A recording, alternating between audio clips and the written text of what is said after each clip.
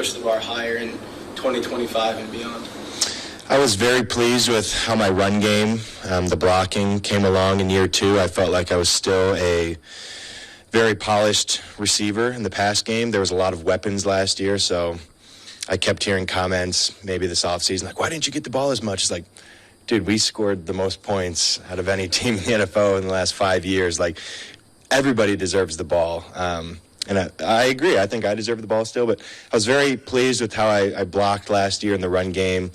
Looking ahead this year, I think just continue to polish things off in the run game, the pass game, start to see the game from the quarterback's perspective, what Jared needs exactly, and maybe not just knowing what I'm doing on the field, but what other people are doing as well, just seeing the big picture, really. Understanding the offense from the quarterback position, understanding where the guys are supposed to be, and getting the big picture, I guess, what he was kind of getting to. And I kind of glossed over it the first time around. Second time listening to it today, I was like, I actually like that. And it makes total fucking sense for his position specifically, too, because linebacker, as just discussed, tight end, as we just discussed, who's typically guarding them, is the linebacker position. Yeah. If you got a guy it's the Williams, linebacker of the offense. Yeah. You have to do both things. Absolutely. Yeah. And you got Jameson Williams. You damn sure need a cornerback, and you damn sure need a safety. At least paying attention to what that man's doing. Mm-hmm. Open up the underneath. So you got Amon-Ra St. Brown. You got a cornerback on him for damn sure. So typically you're going to see Sam Laporta lined up with a lesser athlete in that type of situation, a leverage situation.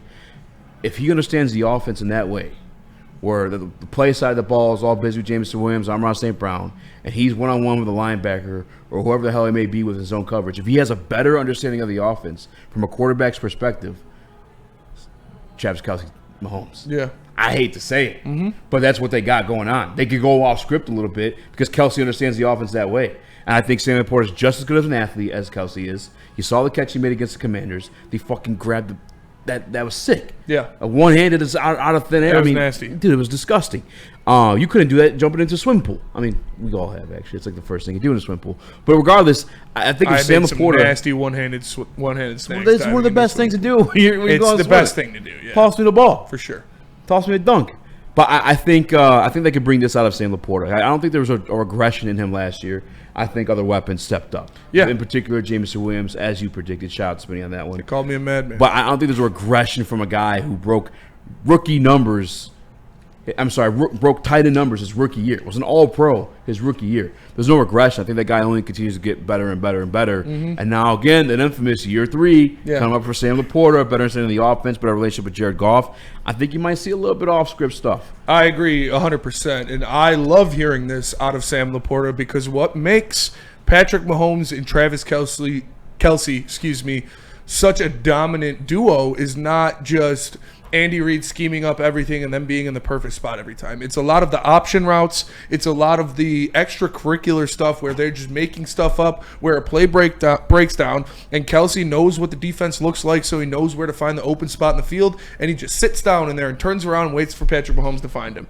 That is what a tight end can bring that I think is the biggest weapon because they are the ultimate mismatch on a football field. That's what a tight end is supposed to be. They're supposed to be too fast and too skilled to be guarded by linebackers and too big and too strong to be guarded by defensive backs.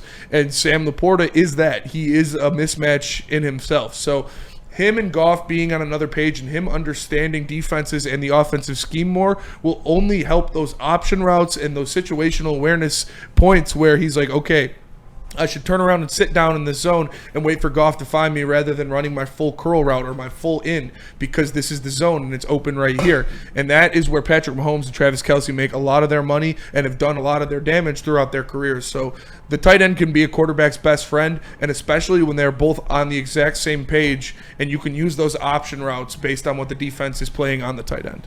Weezy 3-3 makes the first good point in his life. He's fighting injury all season 2. And he was at the beginning of the year fighting that ankle injury. Hey, chill on Weezy. He's talking shit earlier. Gotta get him. We all know we got the wrong Campbell. Damn. Weezy D. No disrespect. He had a good one, had a bad one. I guess that's how it goes. Sometimes you pet the dog, sometimes you gotta beat it. People are going to lose their mind if the Lions go 12-5 or less. This is Dark Cash. No. I think that is the expectation. I think the vast majority of the fan base will. Lose their mind? Absolutely. Even given the schedule? Even given the schedule. I think if they, God forbid, the Lions lose back-to-back games this year, people would lose their mind. Dude, have you not been doing this for 7 years now. You know these people easy. They're not the most. Well, I don't count those people as people. That is the vast majority of Lions fans, though, Those are dude. sheep. It is fucking gloom or doom. That's fair. If the Lions lose back-to-back games, I guarantee someone says fire Dan Campbell. I want to say it right now. I would even maybe you put 11 as your expectation, and then be happy if you get that 12. I will say That's where you should be if you don't want to crash out like these guys that have the Pistons series. Like make it realistic of what's going to happen. Otherwise, you're gonna be pissed off. Don't do it to yourself. 12 as long as we get to the playoffs healthy, that's what matters most. Shift God says 12-5 ain't bad. Absolutely not. 12-5 all. wins you the NFC North this year, and it puts you probably in contention for the NFC. So, no, 12-5 would be fantastic. But, 7 of your 9 road games against playoff teams. Yeah. That's insane. Speaking of realistic and what you should and shouldn't worry about, should I have any worry that during my, let's say, eventful weekend, made a friendly wager with my guy Victor, $100 straight bet on the Lions beating the Commanders? I feel like that's easy. I feel like I made $100. Should I have any type of worry about that specific game? I'm always talking shit to Commanders fans. Straight Yeah. up with you. I don't mean. No, they're going to exercise some demons. Right, against the that's what I'm Commanders. saying. Yeah. Like, I look at the Dallas game and I get Dallas wasn't Bingo. that great, but like you just this is a Yeah, team the Commanders that, are much better than Dallas. but this team doesn't like don't forget. take they don't forget. People don't If they forget. ever got to play the Panthers again the Yeah. following season after what happened that season where they ended up missing the playoffs by 1 game, like you better believe they would have stomped the shit out of the Panthers. I expect the Lions to go into Washington and run the ball like 30 times and Yeah. just absolutely dominate them in the trenches, like with their big guys. And I know that interior offensive line, that is the game that they have circled. All of those guys know that they dropped the ball there, and that was a big thing on them. And so I guarantee that offensive line play against the Commanders in this game is going to be, or this year is going to be something to watch. Yeah, They're shout gonna out be my boy Victor. If any of y'all want to get connected on some free money, I'll get you, see if he doubles down on it. Shout F out you, Victor. Victor. Speaking of money, shout out to Ronnie Brown. Shout out. Sports Chat. I got it. Spence. Oh, you got it? Spencer has on that. When you walk away, you don't hear me say, please, oh baby, don't go. What a Simple and a clean game. is the way that you're making me feel tonight. I think you guys just harmonized. That was Yeah. beautiful. Thank you. That was really beautiful. That was money. We should clip that. Lots of range. That's a banger. Shout out Kingdom Hearts, one of the best games of all time. That game is so underrated. Yes. I want a remake. Never Kingdom played Hearts those. 1 and 2 are amazing. 3 was way too easy. I didn't even know there was a 2. They're making a Or 3. dude, Kingdom Hearts 2 is better even than know. the first one probably. They should remake them. They Don't they do have that? remasters.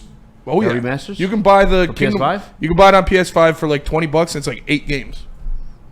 There's 8 Kingdom There's a Hearts games? shit ton of Kingdom Hearts games. Chain of Memories, 365 days. Was the first one the first? The Kingdom one you're Hearts saying? 1, yeah, is There's the first one. 7 more games after that. Probably. I don't know if it's 8 exactly, but there's at least 5. They must not have been as successful at all. No, a lot of them were handheld.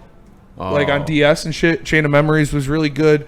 365 Days was really good. Sora. Yeah, there's 2.6, 2.8, like a lot of different. It's one of the most complicated stories like ever in gaming. Is the Kingdom Hearts story with the nobodies and Organization 13 and all the Heartless. Don't get me started. But yeah, the best ones are 1, 2, Chain of Memories, and 365 Days.